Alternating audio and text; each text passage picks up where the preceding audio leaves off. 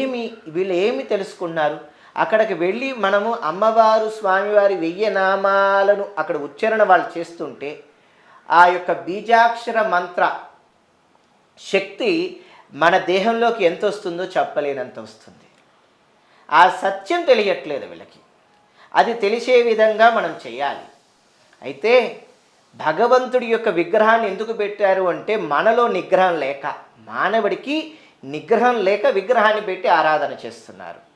అందుకని ఆ నిగ్రహ శక్తి కలగాలి అంటే భగవంతుడి యొక్క ఆరాధన జరగాలి, భగవంతుడి యొక్క నామ ఉచ్చారణ జరగాలి, భగవంతుడి యొక్క నామ పఠనం జరగాలి.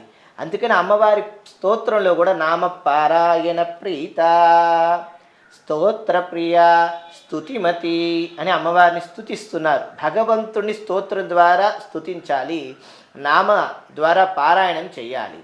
కలో నామస్మరణ ముక్తి. ఈ కలియుగంలో నామస్మరణ చేస్తే ముక్తి లభిస్తుంది.